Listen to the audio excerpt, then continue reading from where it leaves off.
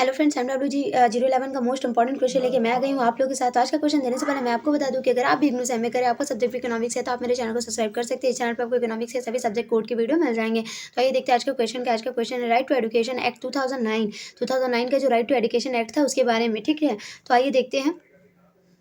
The right to education act 2009 also known as the RTE act 2009। Right to education जो है वो RTE act के नाम से भी जाना जाता है। Was instead by the parliament of Indian on 4 August 2009। It describes mobility and the importance of the free and compulsory education for children aged between 6 to 14 years in India under Article 21 of Constitution of India. This is act came to effect on 1 April 2010 and made India one of the 135 countries to have made education a fundamental right over every child. It prescribe minimum norms for elementary school, prohibited unrecognized school from practice, and advocates against donation fees and interviews of children at the time of admission. The Right to Education Act keeps a check on all neighborhoods through regular survey and identifies children who are eligible for receiving an education but do not have the means to.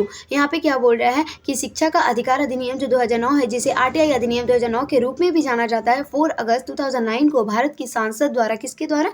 Bharat की सांसद द्वारा अधिनियम पारित किया गया था। यह भारत में 6 से 14 वर्ष की आयु के जो बच्चे थे, 6 साल से लेकर 14 वर्ष तक, उसके लिए मुफ्त और अनिवार्य शिक्षा के महत्व के तौर तरीकों का वर्णन करता है। ये 2009 का जो एक्ट है, इसलिए मुझे याद है उस समय मैं शायद 4 या 5 क्लास में थी, तभी एक्ट चला था, जिसमें जो हमारी टीचर लोग थी, मैं भी एक गवर्नमेंट स्कूल से हूँ, तो हमारे टीचर लोग जो इस एक्ट के तहत हर घर में बच्चे को, जो नहीं पढ़ाई करते, जो गरीब है, जो मिडिल क्लास है, उन लोगों को आके खुद से रजिस्टर में नाम दर्ज करके जा रही थी। इसलिए मुझे ये एक्ट याद है अच्छे तरीके से। ठीक है, तो उसमें ऐसे ही था कि जो बच्चे नहीं पढ़ पाते हैं, मिडिल क्लास के, जिनके पास पैसों का अभाव है, उनको मुफ्त और अनिवार्य शिक्षा एक तो फ्री में दी जाएगी, और एकदम ज़रूरी है कि शिक्षा लेना ही होगा आपको। ठीक है, शिक्षा के महत्व के तौर तरीकों का वर्णन करता है इस एक्ट के तहत। भारत के संविधान का अनुच्छेद 21 यह अधिनियम 1 अप्रैल 2010 को लागू हुआ था, और भारत को उन 135 देशों में से एक बना दिया गया जिन्होंने शिक्षा को प्रत्येक बच्चों के लिए मौलिक अधिकार बना दिया है। यह प्राथमिक विद्यालयों के लिए न्यूनतम मापदंड निर्धारित करता है, गैर मान्यता प्राप्त विद्यालयों को अभ्यास से प्रतिबंधित करता है, और प्रवेश के समय दान शुल्क और बच्चों के साक्षात्कार के खिलाफ वकालत करता है। शिक्षा का अधिकार अधिनियम नियमित सर्वेक्षणों के माध्यम से सभी मोहल्लों पर नजर रखता है और उन सभी की पहचान करता है जो शिक्षा प्राप्त करने के योग्य है, लेकिन उनके पास इनके साधन नहीं है। मैंने आपको पहले ही बताया कि जो मिडिल क्लास के लोग हैं, जिनके पास पैसे नहीं है, पैसों का अभाव है, तो वो उन लोगों को शिक्षा प्राप्त कराने के, और जो शिक्षा प्राप्त करने के योग्य 6 से 14 वर्ष के बीच है, जो बच्चे नहीं पढ़ते। पहले ऐसा बहुत सारा, हम शहर में रहते थे, जमशेदपुर में मेरा घर था, वहाँ पे बहुत सारे ऐसे बच्चे थे मिडिल क्लास के जो नहीं पढ़ते थे। हम लोग तो खैर बचपन से ही स्कूल जाते थे, वो लोग नहीं पढ़ पाते थे।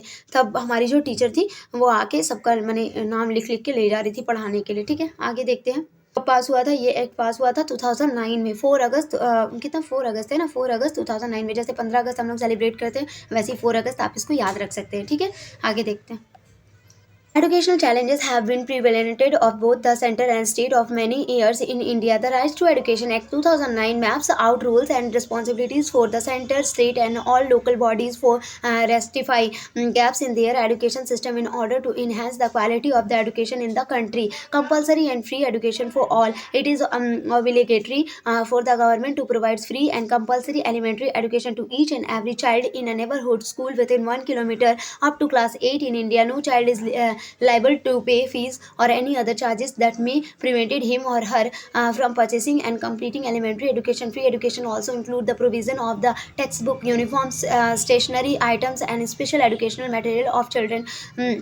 For children with disabilities in order to reduce the burden of school expenses. यहाँ पे क्या बोल रहा है आपको, आइए हम देखते हैं। भारत में कई वर्षों से केंद्र और राज्यों दोनों में शैक्षिक चुनौतियां प्रचलित है। मतलब केंद्र स्तर पर भी शिक्षा की जो नीतियां हैं वो हम देख रहे हैं कि कितनी बुरी थी पहले की बात कर रही हूँ, अभी तो फिर भी कुछ सुधार हुआ है, और जो राज्य है वहाँ पे भी। ठीक है, तो शिक्षा का अधिकार अधिनियम 2009 देश में शिक्षा की गुणवत्ता बढ़ाने के लिए, जैसे कि मैंने आपको बताया कि वहाँ पे बहुत सारे ऐसे बच्चे थे जिनको शिक्षा ग्रहण नहीं कर पाते थे, जिनके पास पैसों का अभाव था।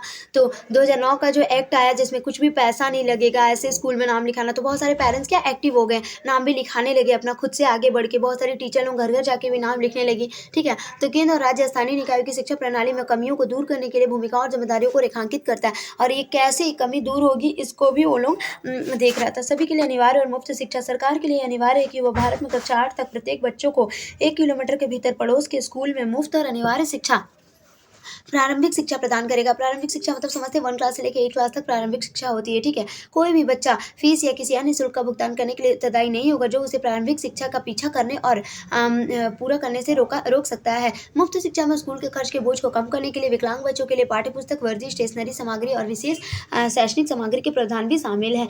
जो बच्चे थे जो शारीरिक रूप से विकलांग थे, जैसे कोई किसी का आइज़ में प्रॉब्लम है, किसी का जो पैर से नहीं चल सकता, हाथ से नहीं उसका, तो वो सब उन सब लोगों के लिए स्कूल यूनिफ़ॉर्म भी मिलता था, स्कूल के जितने भी ज़रूरत के सामान होते थे, बैग्स वगैरह, कॉपी, किताब, पेन्स, पेंसिल्स, फिर आपका और शैक्षिक सामग्री वो सब बुक्स वगैरह सब मिलता था, ठीक है? आगे देखते हैं।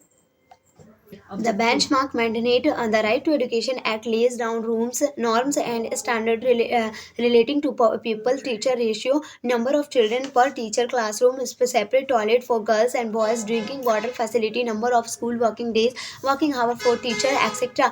Each and every elementary school, primary school plus middle school in India has to be comply with these set of norms to maintain a minimum standard set by the Right to Education Act. Special provision to special cases. The Right to Education Act mandate that on out of school child should be enumerated to an as appropriate class and provide with special training, enable the child to come of age, appropriate learning level, quantity and quality of teachers. The Right to Education Act provides to rational deployment of teachers by ensuring that the specified pupil teacher ratio is maintained in every school with no urban rural imbalance whatsoever.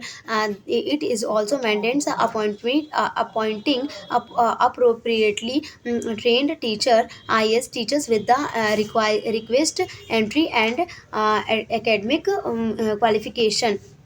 यहाँ पे क्या बोल रहा है कि विशेष मामलों में देखिए यहाँ पे देखते हैं बेंच बेंचमार्क का जनादेश था क्या था। शिक्षक अधिकार अधिनियम, छात्र शिक्षक अनुपात प्रति शिक्षक, बच्चों की संख्या, कक्षाओं, लड़कियों और लड़कों के लिए अलग शौचालय, पीने का पानी की सुविधा, स्कूल कार्य दिवसों की संख्या और शिक्षा के काम के घंटे से संबंधित मापदंड और मानक निर्धारित करता आदि। भारत में प्रत्येक प्राथमिक विद्यालय और मध्य विद्यालयों को शिक्षक अधिकार अधिनियम द्वारा निर्धारित न्यूनतम मानक बनाए रखने के लिए मापदंडों के इस नोट का पालन करना होगा।